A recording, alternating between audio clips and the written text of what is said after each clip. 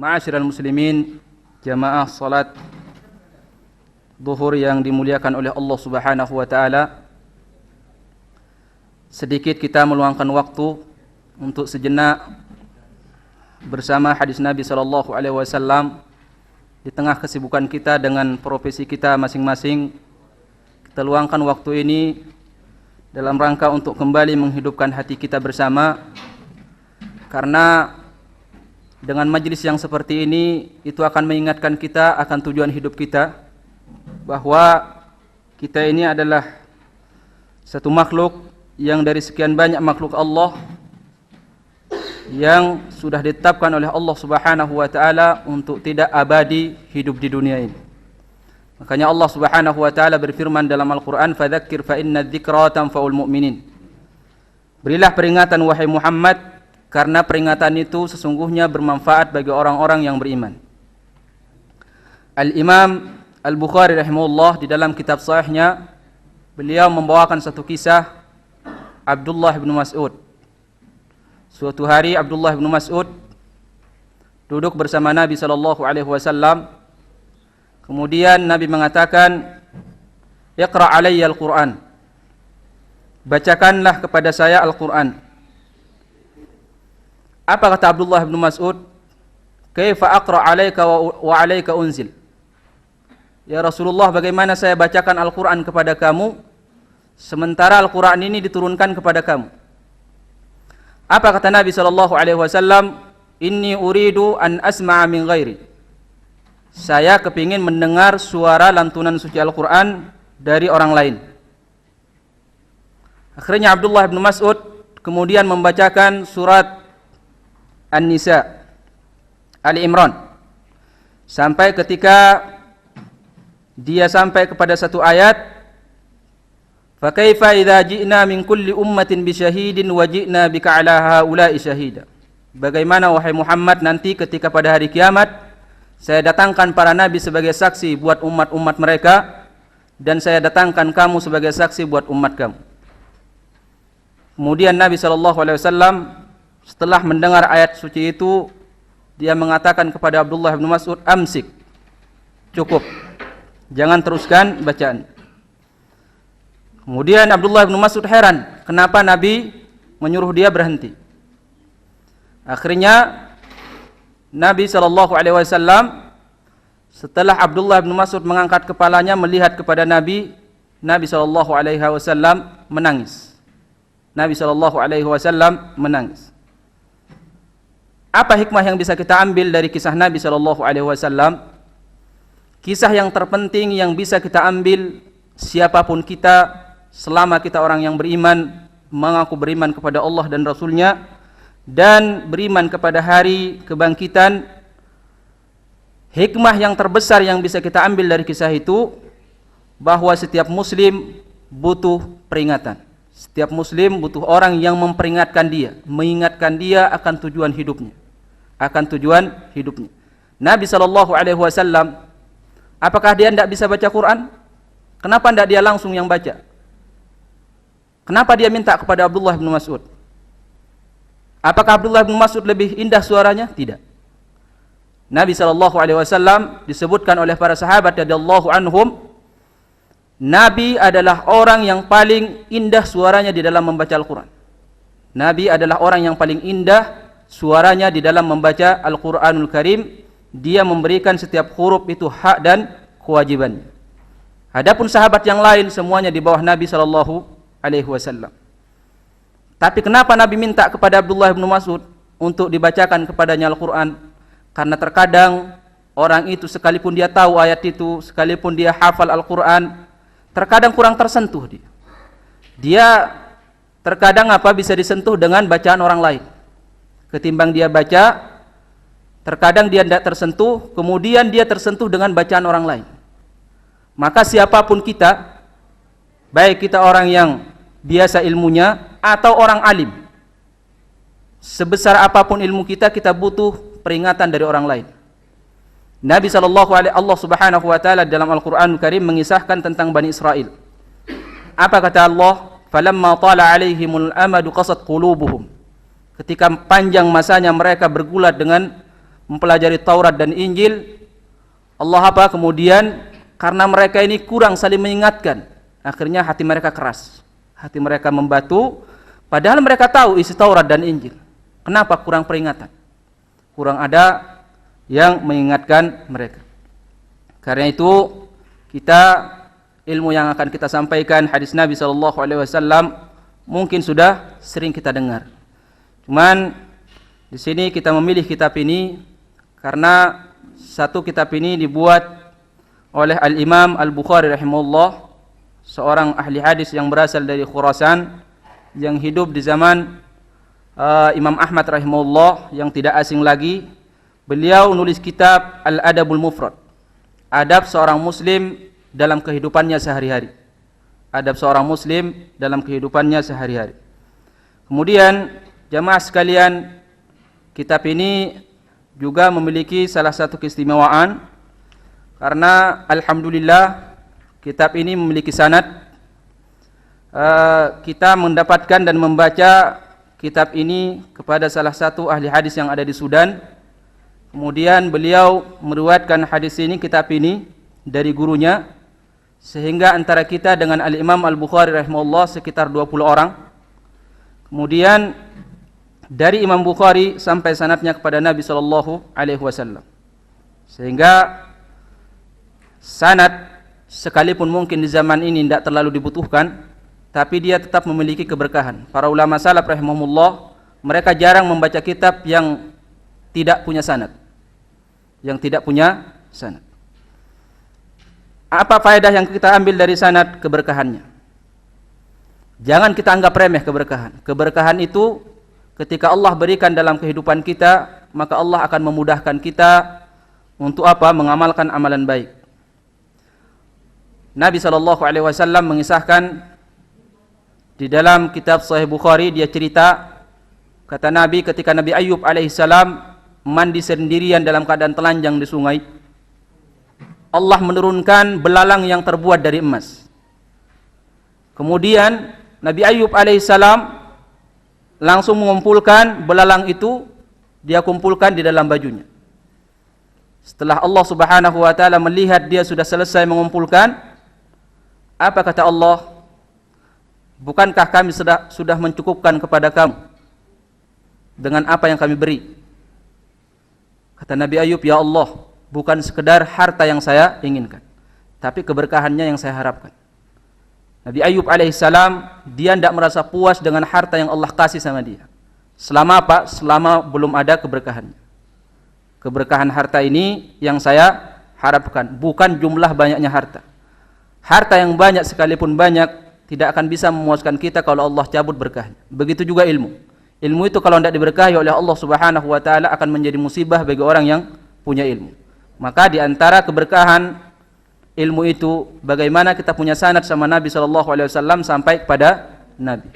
Dari orang-orang yang sampai menyampaikan sanad kita kepada Nabi SAW yang disebut dengan ruwatul hadis, para perawi hadis. Jadi di sini Al-Imam Al-Bukhari rahimahullah, beliau menulis kitab ini setelah dia menulis kitab sahihnya, dan dia kumpulkan di sini hadis-hadis yang berkaitan tentang akhlak seorang muslim. Dia kumpulkan, tapi dia tidak mensyaratkan semua apa yang ada di dalam kitab ini semuanya sahih. Ada di sini hadis yang sahih, ada yang hasan, ada juga yang dhaif. Baik ikhwan fillah rahimakumullah, kita baca hadis yang pertama. Qala al-Imam Bukhari rahimahullah, bab ma jaa fi qawlihi ta'ala wa wassayna al-insana biwalidayhi husna. Bab berkaitan dengan firman Allah Subhanahu wa taala, dan sungguh telah kami wasiatkan kepada semua manusia supaya mereka berbuat baik kepada kedua orang tuanya. Al-Ankabut ayat 8. Kemudian beliau membawakan hadis dengan sanad beliau. Al-Imam Al-Bukhari rahimahullah qala haddatsana Abul Walid. Abul Walid ini nama aslinya Hisham ibnu Abdul Malik, berasal dari Kufah, seorang ulama ahli hadis yang hidup semasa Imam Asy-Syafi'i rahimahullah. Kemudian Abul Walid mengatakan, qala haddatsana Syu'bah, saya mendapatkan dan mendengar hadis ini dari seorang imam besar ahli hadis yang hidup semasa dengan Imam Malik namanya Syu'bah ibn al-Hajjaj. Syu'bah ibn al-Hajjaj al-Ataqi, orang yang kuat hafalannya, salah satu ulama hadis yang pertama kali mempelajari tentang ilmu sanad di Basrah dan Irak. Kemudian Syu'bah mengatakan, haddatsana Al-Walid ibn al-Aizar. Saya mendapatkan hadis ini dari seorang guru saya namanya Al-Walid ibn al-Aizar. Beliau ini salah satu ulama ahli hadis yang berasal dari Kufah, juga di Irak. Dia tabi'in, ketemu dengan sahabat radhiyallahu anhum. Kemudian dia mengatakan, akhbarani Abdullah. Saya mendengar hadis ini dari Abu Amr Asy-Syaibani. Abu Amr Asy-Syaibani ini nama aslinya Sa'ad ibn Iyas, seorang ulama yang berasal dari Kufah, hidup di zaman tabi'in rahimahullah. Kemudian beliau mengatakan, haddatsana sahibu hadhihi dar. Saya mendapatkan hadis ini dari orang yang punya rumah ini. Wa asyara biyadihi ila dari Abdullah, dan dia menunjuk kepada rumah Abdullah ibnu Mas'ud. Abdullah ibnu Mas'ud salah satu sahabat Nabi SAW yang termasuk pertama kali masuk Islam. Beliau meninggal pada tahun 33 Hijriah di Madinah. Kata Abdullah ibnu Mas'ud, qala sa'altu an-nabiy sallallahu alaihi wasallam, saya bertanya kepada Nabi sallallahu alaihi wasallam, ayyul amali ahabbu ilallah? Amalan apa wahai Rasulullah yang paling dicintai oleh Allah? Setiap amalan di dalam Al-Qur'an atau di dalam hadis Nabi yang paling dicintai berarti lebih banyak pahalanya. Dan semakin amalan itu lebih banyak pahalanya, akan lebih mengangkat derajat kita di dalam surga Allah Subhanahu wa taala. Dan semakin tinggi derajat kita dalam surga, kenikmatannya juga semakin besar. Maka Nabi SAW menganjurkan kepada kita, ketika kita minta kepada Allah surga, jangan tanggung-tanggung, minta langsung surga Firdaus. Fa innahu tahta arsyir rahman, karena surga Firdaus langsung di bawah arsy-Nya Allah Subhanahu wa taala. Jangan tanggung-tanggung, ya Allah yang penting saya masuk surga, jangan. Jadi rata-rata yang penting-penting itu tidak kena. Ya, rata-rata yang penting tidak kena. Makanya Allah mengatakan dalam Al-Qur'an, wa bidzalika falyatanafasil mutanafisun. Hendaklah kita ini berlomba-lomba di dunia ini. Berlomba-lomba jadi orang terbaik di hadapan Allah Subhanahu wa taala. Abdullah bin Mas'ud ketika dia bertanya kepada Nabi, ayyul amali ahabbu ilallah? Ini pertanyaan yang sangat berbobot. Kita sebagai seorang muslim itu harus rakus dengan umur kita, bagaimana umur ini kita habiskan untuk hal-hal yang bisa kita raih nanti buahnya pada hari kiamat. Jangan sampai kita tukar umur kita dengan perkara-perkara yang nanti membuat kita menyesal pada hari kiamat. Karena kita tidak akan kekal hidup di dunia.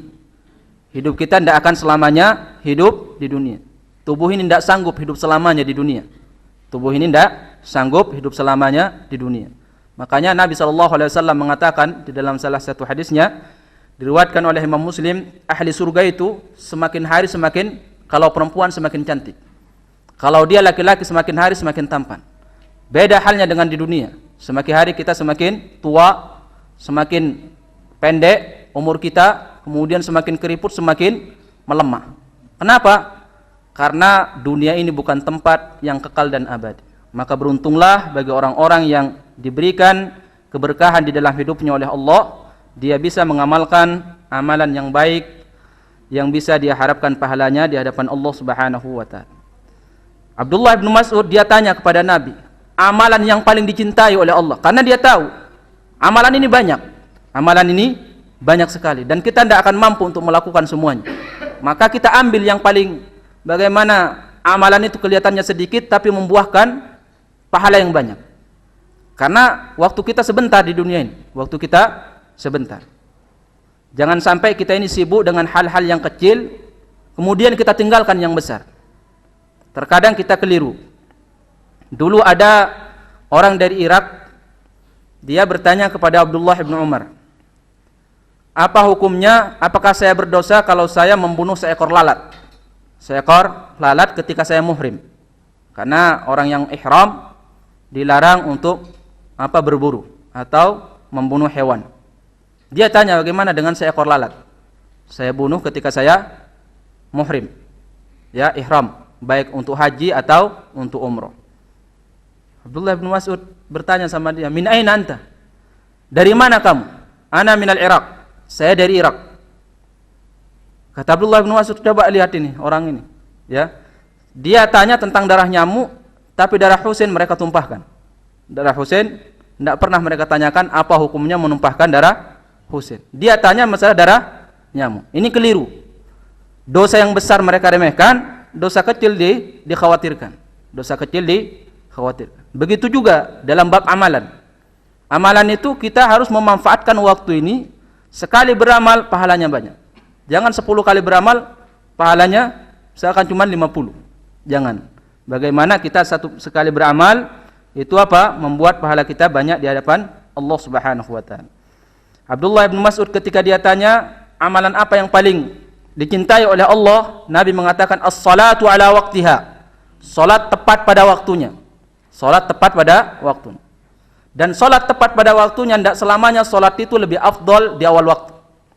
Tidak selamanya, tidak semua salat itu lebih afdal kita kerjakan di awal waktu. Di antaranya apa? Salat zuhur. Salat zuhur sunnah Nabi SAW. Kalau dulu di Madinah panas sekali, ya musim panas, Nabi mengakhirkan salat zuhurnya, dan itu sunnah Nabi SAW. Bahwa ketika terjadi musim panas, maka lebih sunnah dan sunnah Nabi kita akhirkan salat zuhur sampai mendekati masuk waktu salat asar. Semakin amalan kita sesuai dengan sunnah Nabi, semakin banyak pahalanya. Masalah asa-asa, tapi ada yang lebih sunnah. Ya, ada yang lebih sunnah. Kita ini mencari pahala yang banyak, bukan sekedar dapat pahala. Mencari pahala yang banyak, karena pahala itu adalah penentu besar dengan kecilnya kenikmatan di dalam surga Allah Subhanahu wa taala. Makanya Nabi SAW mengatakan kepada Abdullah bin Mas'ud, as-salatu ala waqtiha, salat pada waktunya. Kemudian salat Isya. Salat Isya yang paling afdal dan sunnah waktunya apa? Diakhirkan. Nabi SAW di hadis Umar bin Khattab, suatu hari Nabi mengakhirkan salat Isya sampai hampir tengah malam. Kemudian kaum wanita yang ikut sholat saat itu bersama Nabi dan juga anak-anak kecil yang ada di Masjid Nabawi sudah pada tidur. Tidak ada yang berani manggil Nabi. Kemudian Umar cari cara bagaimana Nabi ini keluar tanpa menyebut nama Nabi atau tanpa memanggil Nabi. Dia bilang apa? Namas sibyan wan nisa ya Rasulullah. Ini kaum wanita dan anak-anak sudah pada tidur di masjid. Akhirnya Rasulullah faham. Kemudian dia keluar, rambutnya dalam keadaan meneteskan air. Kemudian Nabi SAW salat berjamaah, salat Isya di di pertengahan malam. Kemudian setelah salat Nabi mengatakan, tidak ada yang melaksanakan salat pada malam ini, salat Isya ini, kecuali kalian pada jam ini. Ya, yang lain di masjid di Kuba, kemudian masjid-masjid yang ada di sekitar Madinah itu salat di awal waktu. Kemudian Nabi SAW mengatakan, laula an asyqa ala ummati la amartuhum bis salati hadhihi sa. Andaikan tidak memberatkan kepada umatku, akan saya perintahkan mereka untuk melaksanakan salat Isya pada jam ini. Pada jam ini. Maka Nabi SAW di dalam sunnahnya, kalau dia melihat sahabat sudah banyak kumpul, dia segerakan salat Isya. Kalau ternyata masih sedikit, Rasulullah tidak keluar sampai para sahabat banyak. Itu sunnah dalam salat Isya. Jadi tidak semua salat di awal waktu, tidak semua salat di awal waktu itu lebih afdal. Lebih afdal. Kemudian di sini Nabi SAW kenapa dia menyebutkan salat ala waqtiha? Ini nanti kebablasan ya. Belum. Belum. Baik. As-salatu ala waqtiha. As-salatu ala waqtiha, salat tepat pada waktu. Salat subuh kalau di zaman sahabat tidak ada jam, tidak ada jadwal, ya. Salat subuh ketika terbit fajar. Ketika terbit fajar shadiq sampai muncul matahari. Kemudian waktu salat zuhur ketika tergelincir matahari sampai benda itu bayangannya sama dengan bendanya. Bayangannya sama dengan bendanya. Kalau mungkin bayangannya 1 meter, bendanya 1 meter, berarti sudah masuk habis waktu salat zuhur, masuk waktu salat asar. Waktu salat asar sampai kapan? Ketika sudah masuk hampir terbenam matahari merah di ufuk barat, itu sudah saat-saat apa? Saat-saat terbenamnya matahari, saat itu berhenti waktu salat waktu salat asar, afwan. Kemudian waktu salat maghrib ketika bola matahari hilang, masuk waktu salat maghrib. Kemudian sampai kapan? Sampai ketika ada warna merah di ufuk barat namanya syafaq, itu hilang. Nanti masuk waktu salat isya. Waktu salat isya itu sampai tengah malam. Itu yang sunnah yang ada di sunnah Nabi SAW. Kemudian di sini Nabi menyebutkan 3, 1 salat pertama, kedua birrul walidain, yang ketiga jihad di jalan Allah. Para ulama mengatakan kenapa Rasulullah menyebutkan salat sebagai amalan yang paling dicintai oleh Allah? Karena salat adalah amalan yang paling dicintai, kemudian amalan yang paling banyak pahalanya, dan amalan yang akan pertama kali dihisab oleh Allah pada hari kiamat. Maka di sini ada isyarat dari Nabi SAW, kalau orang sudah meremehkan salat, maka amalan yang lainnya mudah dia remehkan. Kenapa? Karena salat ini sesuatu yang paling dicintai oleh Allah. Kalau sesuatu yang paling dicintai oleh Allah, seorang hamba sudah meremehkan, jangankan yang lebih rendah dari itu. Jangankan lebih rendah dari itu. Kemudian yang kedua, Nabi menyebutkan birrul walidain, yaitu berbakti kepada kedua orang tua. Nabi menyebutkan orang yang paling terdekat dengan kita, yaitu orang tua kita. Itu apa? Para ulama mengatakan ada isyarat dari Nabi SAW. Kalau sampai kedua orang tua kita tidak berbuat baik sama dia, sementara mereka ini orang yang paling banyak jasanya sama kita sebagai seorang anak, maka jangan harap kita akan berbuat baik kepada orang lain. Maka ketika ada akhlak orang yang jelek ya sama orang lain, itu gambaran bahwa dia punya masalah dengan orang tua. Punya masalah dengan orang tua. Dan Nabi ngasih isyarat dalam jawaban ini, bahwa orang yang terdekat harus lebih kita utamakan di dalam amalan bermuamalah baik kita. Harus lebih kita utamakan. Kenapa? Karena pada hari kiamat justru orang-orang yang akan banyak menghapus dan mengambil pahala kita, menghabiskan pahala kita, orang terdekat. Kenapa? Karena kezaliman yang kita lakukan. Nah, ini satu permasalahan yang terkadang kita jarang memperhatikan. Orang yang terdekat ini kita remehkan. Terkadang orang terdekat ini tidak pernah mendapatkan kebaikan dari kita. Orang yang jauh mendapatkan kebaikan. Padahal justru orang-orang yang terdekat, teman kita akrab, satu kantor, kemudian satu tetangga, satu kampung, justru mereka itulah yang kemungkinan besar kita akan banyak melakukan kezaliman sama mereka. Tidak mungkin kita melakukan kezaliman sama orang yang tidak pernah kita kenal. Ya, tidak mungkin. Antum jangan membayangkan kezaliman saya ada untuk Raja Saudi, saya pernah menzalimi orang umat Islam di Amerika. Tidak mungkin.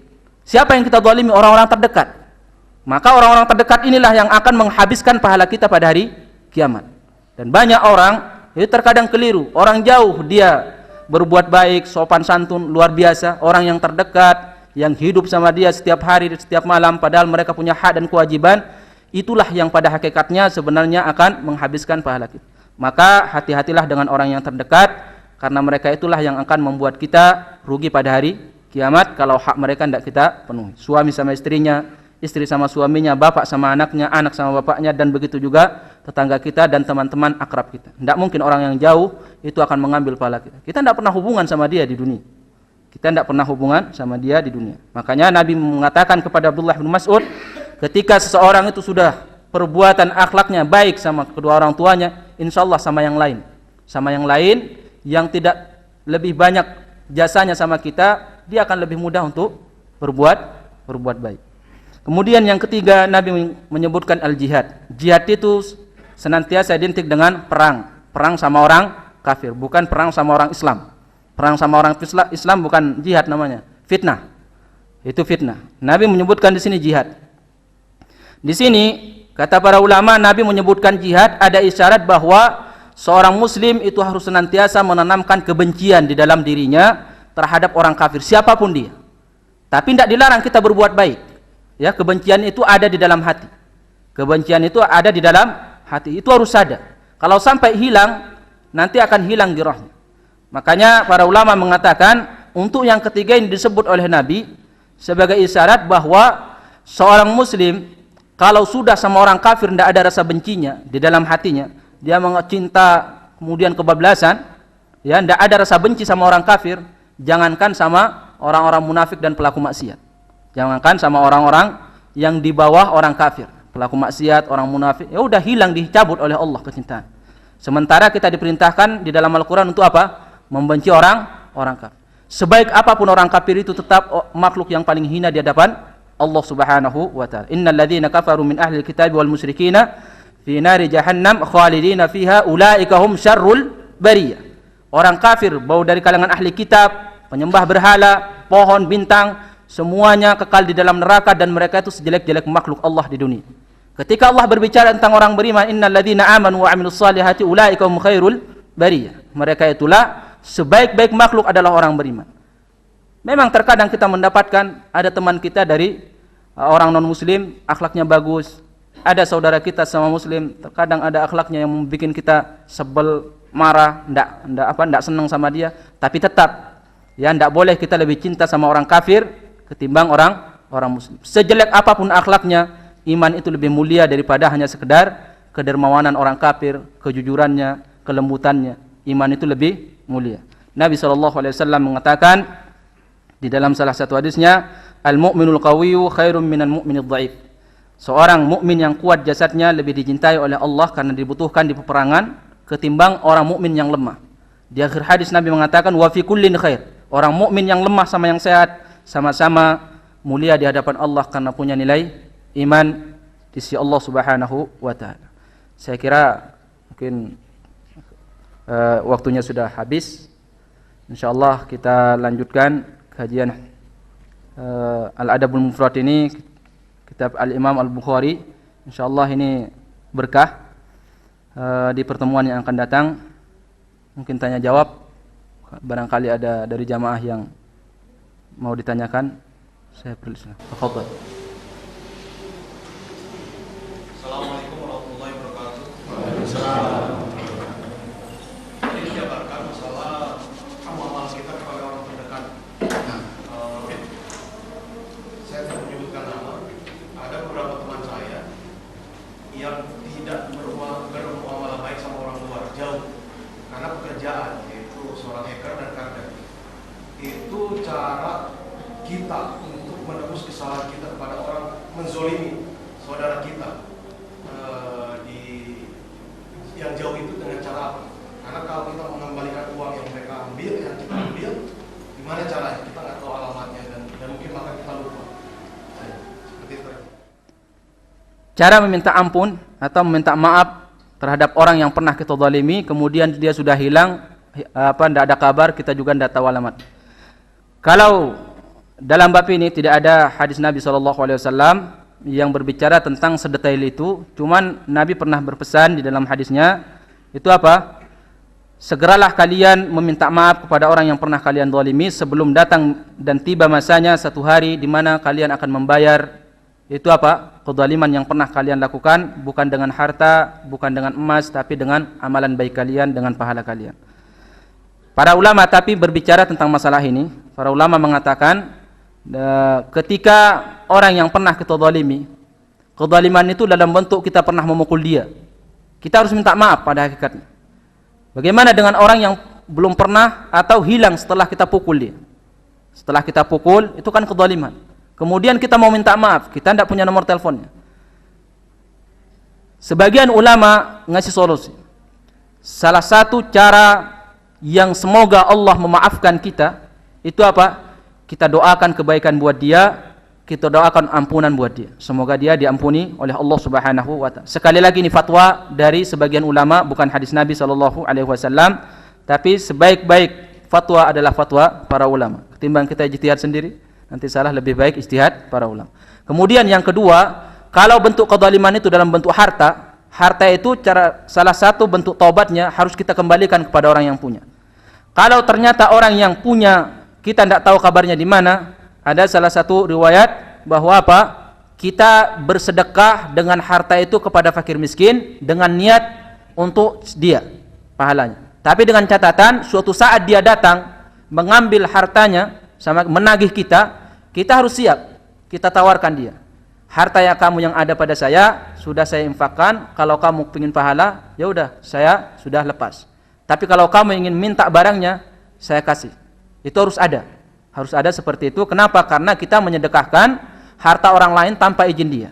Tapi kalau dia mau, ya alhamdulillah, pahalanya untuk dia. Kalau dia tidak mau, kita bayar dengan harta kita, pahala sedekah itu kembali kepada kita. Itu perkataan dan fatwa dari sebagian ulama berkaitan dengan kezaliman, kalau kezaliman itu dalam bentuk harta. Allahu a'lam bishawab. Allahu a'lam bishawab.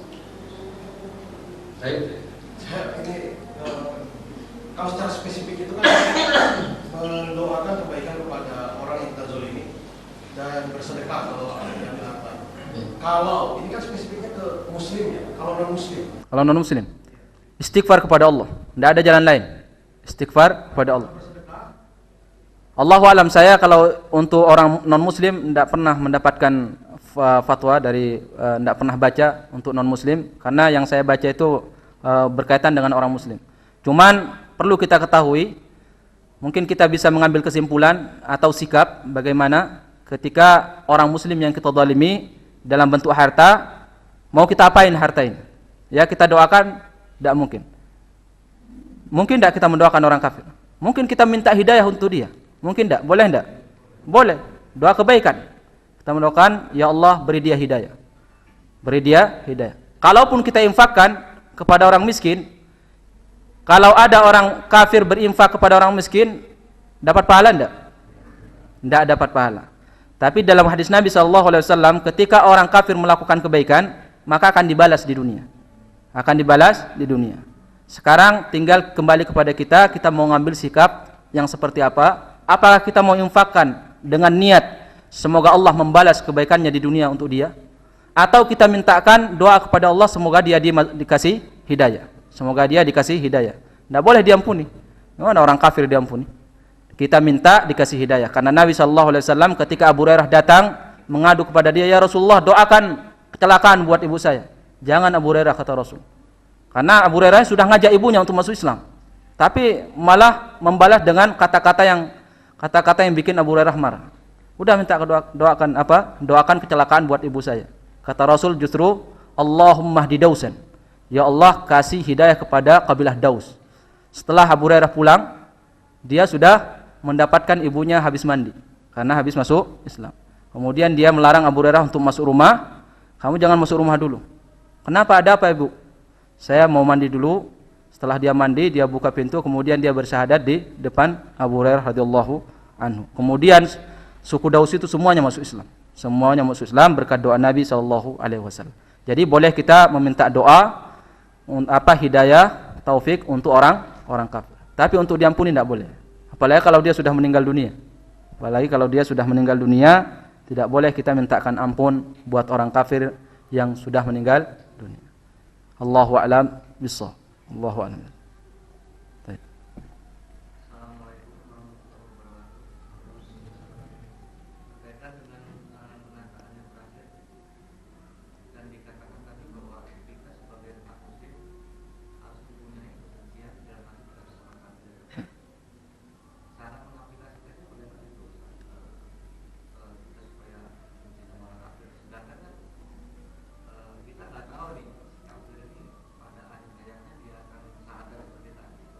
Baik. Waalaikumsalam. Gimana cara mengaplikasikan kebencian terhadap orang kafir sementara kita tidak tahu pada akhirnya jangan-jangan di akhir hayatnya dia bersyahadat kepada Allah Subhanahu wa taala. Kita di dunia ini dituntut oleh Allah untuk apa? Merealisasikan apa yang ada sekarang ini. Apa yang ada sekarang ini. Tugas kita bukan yang esok hari, tapi apa yang ada. Kalau dia saat ini dalam keadaan kafir, zahir, kita tahu dia orang Nasrani, udah harus tumbuhkan rasa kebencian itu harus ada. Itu harus ada. Karena Allah melarang kita mencintai orang kafir siapapun mereka. Tapi bukan berarti kita kemudian berbuat jelek sama dia, enggak. Berbuat baik enggak apa-apa. Berbuat baik itu amalan zahir. Mungkin kita ngasih hadiah sama dia, kemudian menyapa dia, gimana kabar kamu, kemudian ngasih sedekah sama dia. Itu dibolehkan semuanya. Tapi hati tetap benci. Hati harus benci. Apalagi kalau sampai dia melakukan perbuatan yang menurut dia enggak apa-apa tapi melanggar syariat. Kita harus mengingkari. Minimal kita harus minggir dari tempat itu, kata para ulama. Cara realisasi mengaplikasikan kebencian terhadap orang kafir ketika dia melakukan kemaksiatan, kita harus menghindar dari tempat itu supaya kita tidak termasuk orang-orang yang disatukan hatinya oleh Allah dengan mereka. Karena dulu ada kisah di Bani Israil, Rasulullah bercerita, dulu di umat kita ada seorang alim, dia mencegah teman-temannya terus melakukan kemaksiatan. Tapi temannya ini tidak pernah mengubris dan mendengarkan apa yang dinasihati oleh saudaranya. Terus melakukan kemaksiatan. Hari kedua, hari ketiga bosan orang ini, orang alim ini bosan. Udah, akhirnya nimrung di situ. Akhirnya nimrung, dia tidak melakukan kemaksiatan. Pada akhirnya Allah satukan hati mereka. Kenapa? Karena tidak meninggalkan tempat maksiat itu. Dia tidak mampu mencegah. Dia sudah mencegah, kemudian tidak ada hasilnya. Tapi dia duduk di situ. Duduk di situ, tidak mencegah, tidak juga melakukan kemaksiatan. Pada akhirnya Allah satukan hatinya, kemudian pada akhirnya dia nimrung melakukan kemaksiatan itu. Melakukan kemaksiatan. Makanya para ulama kita mengatakan minimal realisasi daripada kebencian kita terhadap apa yang dibenci oleh Allah kita tinggalkan kalau kita tidak mampu untuk beramal ma'ruf nahi munkar. Itu minimal jalan selamatnya. Allahu a'lam bishawab. Baik, saya kira cukup sekian, waktunya sudah habis. Mohon maaf kalau banyak mengambil waktu. Demikian apa yang saya sampaikan, kurang lebihnya saya mohon maaf. Ada kebenaran dari Allah Subhanahu wa taala, kalau ada kekeliruan semua dari keterbatasan ilmu yang saya miliki. Wabillahi taufiq wal hidayah. Wassalamualaikum warahmatullahi wabarakatuh.